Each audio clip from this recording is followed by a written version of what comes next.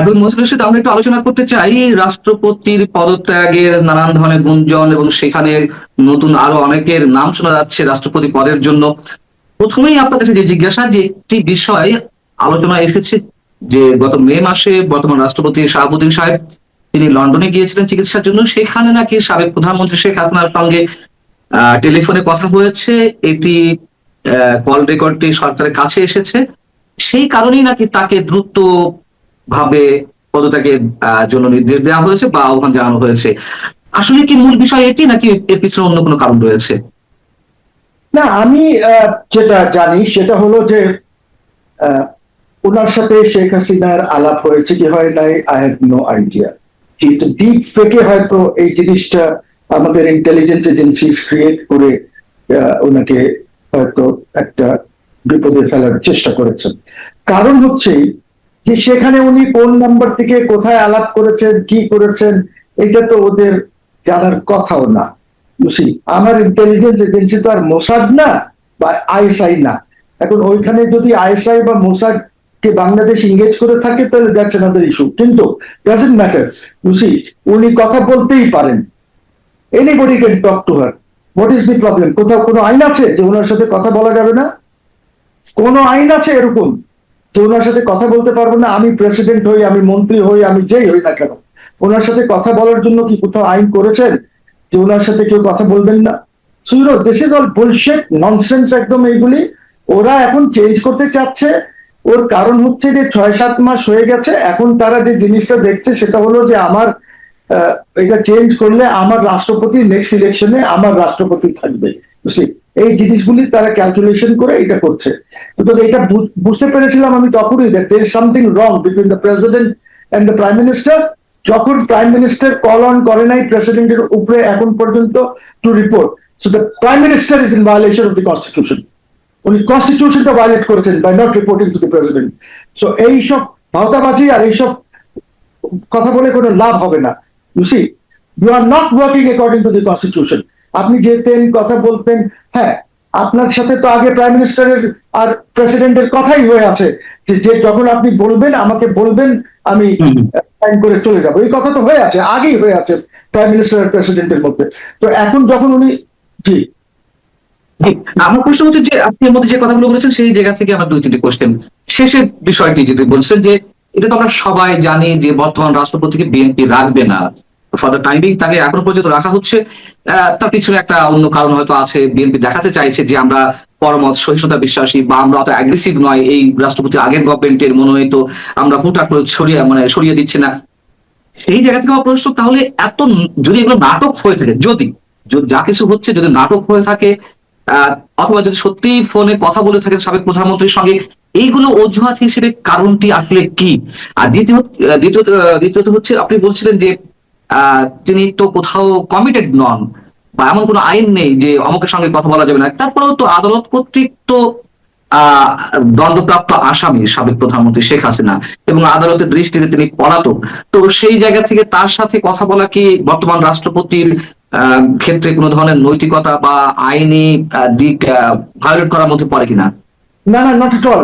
আমি আপনাকে বলি একটা জিনিস, সেটা হলো যে আইসিটি তো আমি নিজে চ্যালেঞ্জ করেছি, আগামী রোববারে আবার আছে সেটা। বুঝছি, পয়েন্ট কি আদালত বলেছে যে ওনার সাথে কেউ কথা বলতে পারবে না?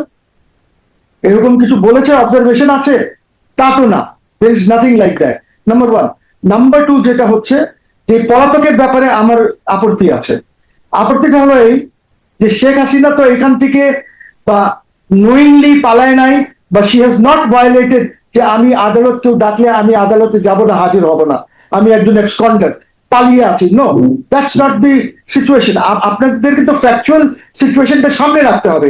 Sheikh Hasina as the prime minister of Bangladesh, ওনাকে নিয়ে গিয়ে আমাদের security forces including the army chief, ওনারা মনে করেছেন যে ওনারা সিকিউরিটি দিতে পারবেন না ওনাকে দিতে, তখন তারা রিকোয়েস্ট করেছে।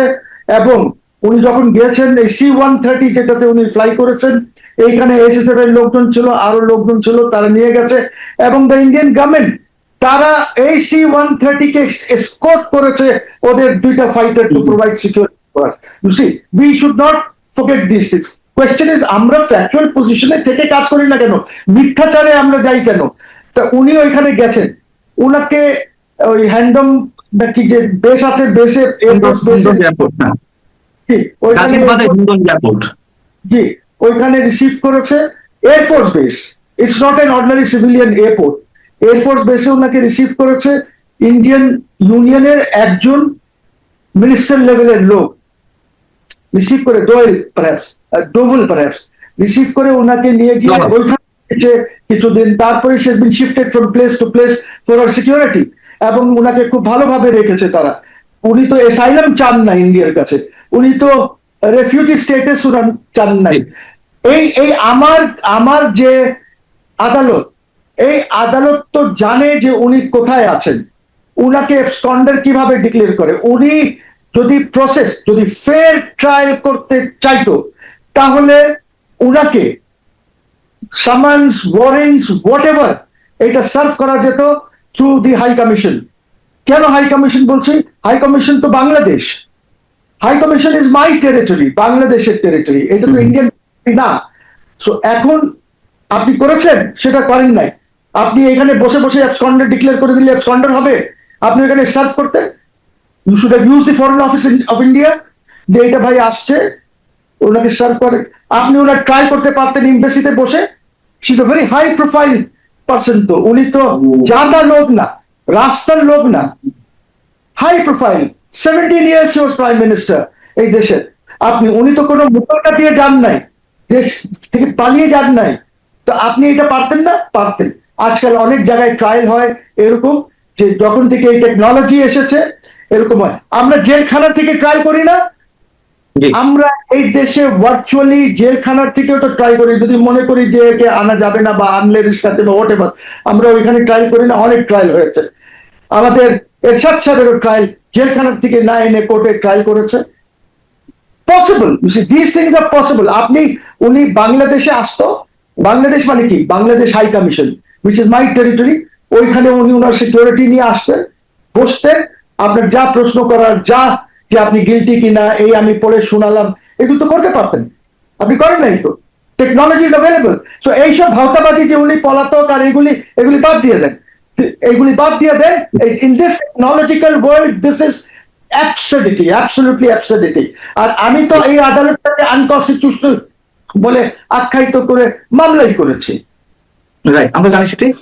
আমার যেখানে প্রশ্ন ছিল যে তাহলে এত কিছু, মানে আমরা যেখানে সবাই জানি যে বিএনপি বর্তমান রাষ্ট্রপতিকে রাখবে না, তাহলে এইসব অজুহাত যদি এখনো গভর্নমেন্ট কিন্তু কোনো কিছু স্বীকার করেনি। স্বরাষ্ট্রমন্ত্রী আজকে বলেছেন উনি পদত্যাগ করবেন কি করবেন না আমরা এখনো জানি না, আমরা অফিসিয়ালি কিছু জানতে পারিনি, এটা পত্রিকায় আপনারা যেমন দেখছেন আমরাও তেমন দেখছি, অর্থাৎ গভর্নমেন্ট এখনো ফর্মাল কোনো বক্তব্য দেয়নি। সেই জায়গা থেকে আমি বলছি, যদি এগুলো হয়ে থাকে সত্যি সত্যি যে তিনি কথা বলেছেন সেটি গভর্নমেন্ট জেনেছে, সেই জায়গা থেকে চাপ দিচ্ছে, আমার প্রশ্ন হচ্ছে একটি, যে চাপ মানে চাপ দেওয়ার জন্য এই অজুহাত গুলো দাঁড় করাতে হবে কেন, যদি সত্যি সত্যি এই বিষয়গুলো ঘটে থাকে? এখন তাকে বললে তিনি তো এমনিতেই রিজাইন করবেন, এবং রাষ্ট্রপতিও বলে দিয়েছিলেন, সেটি ডক্টর ইউনূস সরকার থাকতেই তিনি বলেছেন যে আমি অপমানিত বোধ করছি, আমি এখানে থাকতে চাই না। এবং বর্তমান বিএনপি সরকার আসার পরেও তিনি বলেছেন যে সরকার যখনই রিজাইন করবে, ইচ্ছা প্রকাশ করবে যে আমি পদত্যাগ করি, আমি সাথে সাথে রিজাইন করব। তাহলে এইসব নানান বিষয় আমাদের সামনে তো আনা হচ্ছে কেন? দেখেন, আমার কাছে একটি রিপোর্ট হচ্ছে যে উনি 21 জুলাই রাত্রে রেজিগনেশন লেটার দিয়ে দিয়েছে। ওকে, আচ্ছা, উনি এইটা একটা রিপোর্ট আছে। হ্যাঁ, আর একটা রিপোর্ট হচ্ছে যে ওনাকে বলা হয়েছে যে আপনি 25 তারিখের মধ্যে আপনি পদত্যাগ করবেন। আর আমাকে এই যে 21 তারিখের যে রিপোর্ট আছে, এটা একটা সিকিউরিটি ইস্যু থেকে আমি জানতে পেরেছি যে এইটা হয়েছে। আমার লিখিত ভাবে আমাকে মেসেজ দিয়েছে, ওটা অনেকেই পেয়েছে এবং আমিও পেয়েছি, মানে নানান ভাবে হয়তো আপনিও পেয়েছেন যে মেসেজটি বা নানান ভাবে ছড়িয়েছে। কিন্তু আপনি কি পার্সোনালি এটি কনফার্মড যে তিনি করেছেন, যেহেতু আপনার অনেক সোর্স আছে বা আপনার অনেক ঘনিষ্ঠজন আছে? এখনো কনফার্ম না, হয়তো কনফার্ম হবে। আমাকে একটা সোর্স বলেছিল যে আজকে আমাকে জানাবেন, ঠিক আছে। কখনো আমি কিছু জানতে পারিনি, জানালে আমি I'll let you know. So but the fact is, you see, where there is a smoke there is a fire. তাহলে নিশ্চয়ই কিছু হচ্ছে, something is going on. So ঠিক আছে, এটা তো ইটস নট ইয়ে, উনি চলে গেলে অ্যাক্টিং প্রেসিডেন্ট আমাদের হাফিজউদ্দিন সাহেব হয়ে যাবেন। হাফিজউদ্দিন সাহেব প্রেসিডেন্ট হওয়ার পর ওরা যাকে নমিনেট করবে parliament will elect him or her. But এখন অনেক নাম শোনা যাচ্ছে, অ্যাটলিস্ট দুইটা নাম যেগুলি খুব সামনে আসছে, সেটা হলো আমি আমি নামের বিষয়ে আসছি, আমি নামের বিষয়ে আসছি, তার আগে আপনার কাছে প্রশ্ন। আপনি বলছিলেন, এবং এটা আমরা সবাই জানি, লন্ডনে বসে যদি তিনি সাবেক প্রধানমন্ত্রী শেখ হাসিনার সঙ্গে কথা বলেই থাকেন আমাদের বর্তমান রাষ্ট্রপতি, সেক্ষেত্রে মানে এটি তো বাংলাদেশ না যে কোনো গোয়েন্দা সংস্থা সেখান থেকে ট্র্যাক করেছে এটা। তাহলে ব্রিটিশ কোনো গোয়েন্দা সংস্থা বাংলাদেশ সরকারের কাছে দিয়েছে? যদি ব্রিটিশ কোনো গোয়েন্দা সংস্থা এটি ট্র্যাক করে থাকে, রেকর্ড করে থাকে, তাহলে তাদের ক্ষেত্রে কি বিশেষ কোনো উদ্দেশ্য আছে বর্তমান সরকারকে নিয়ে অতি উৎসাহী, কিংবা বিহাইন্ড অন্য কিছু ঘটছে কিনা? ব্রিটিশ করবে না, এইগুলি ডিপ ফেক, এইগুলি ক্রিয়েট করেছে তারা, ক্রিয়েট করে। আচ্ছা। আপনি তো আজকাল জানেন এইগুলি তো খুব সিম্পল জিনিস, কাকে কিভাবে দেখাবে না দেখাবে কি করবে, they can always do it. So এটা একটা ডিপ ফেক, এইগুলি নিয়ে আমি খুব একটা ইয়ে না। আর আমি তো আপনাকে বললামই, উনি যদি আলাপ করে থাকেন, what is the wrong? There is no court order, there is no law যে আমি শেখ হাসিনার সাথে আলাপ করতে পারবো না, বা আমি আমার প্রধানমন্ত্রীর সাথে আলাপ করতে পারবো না, বা আমার প্রধানমন্ত্রী যখন লন্ডনে থাকতেন এখানে মুচলকে বন্ড দিয়ে চলে গেছেন, তো ওনার সাথে আমি আলাপ করতে পারবো না, উনি এরকম তো কোনো আইন টাইন নাই। So you can always talk. What is the problem? তাহলে আমার ওই প্রশ্নটা উত্তর কি হবে, একজন পলিটিক্যাল অ্যানালিস্ট হিসেবে আপনি কি মনে করেন যে যদি ডিপ ফেক দিয়ে তৈরি করে থাকে এই ফোন কল রেকর্ডটা, বা এগুলো আমাদের সামনে জনসম্মুখে আস্তে আস্তে নানান ভাবে এজেন্সির মাধ্যমে হোক বা ভার্চুয়াল মিডিয়ার মাধ্যমে হোক ছড়িয়ে দেওয়া হচ্ছে, এই যে একটা গসিপিং ক্রিয়েট করা হচ্ছে, এটা কেন? উনি তো এমনিতেই পদত্যাগ করতেন, হ্যাঁ, বলতো সরকার। তো উনি তো বলেছেনই, উনি তো বলেছেন আমাকে বলবেন আমি চলে যাব। এখন এইগুলি করা হচ্ছে, বুঝি, সরকার এবং ইন্টেলিজেন্স এজেন্সিসরা খুব আতঙ্কে আছে, বুঝছেন, সাংঘাতিক আতঙ্কে আছে। এই আতঙ্ক নিয়ে তারা এখন এইসব কাজ করছে যে কোনোভাবে যদি এইগুলি বিদায় দেওয়া যায়। But this will not help Panna, this things don't help, because Sheikh Hasina তো ওরকম একটি ব্যক্তি না। Sheikh Hasina is been the prime minister. এখন একটা ধরেন আমি দেখলাম যে আওয়ামী লীগের লোকজন যদি বিএনপি কে ভোট না দিত, তাহলে রেজাল্ট অন্য রেজাল্ট হতো। এখন তো অ্যানালিসিস এরকমও আসতেছে, বুঝি, যদি আওয়ামী লীগ ভোট না দিত, আওয়ামী লীগ তো দিয়েছে এদেরকে ভোট, কিন্তু এরা যদি এটা স্বীকার না করে, দেখেন অনেক কথা, এখন তো অনেক কথা আসছে। আপনি জানেন আমি বলেছি যে জুলাই অগস্টকে আমি মানি না। কেন মানি না? যদিও আমি তখন এটা চাচ্ছিলাম, শেখ হাসিনা যুদ্ধ, কিন্তু কেন মানি না?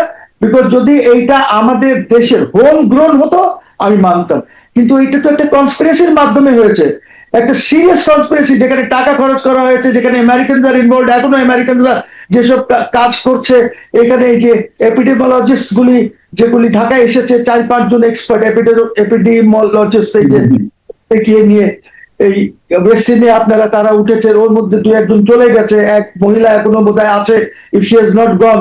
সো এই জিনিসগুলি তারা এখনো করছে, এখনো আপনার এদের সাথে দেখা করছে, ওই যে আমেরিকান অ্যাম্বাসেডার এই হাসনাত টাসনাত সার্জিসের সাথে দেখা সাক্ষাৎ করছে। So something is going on.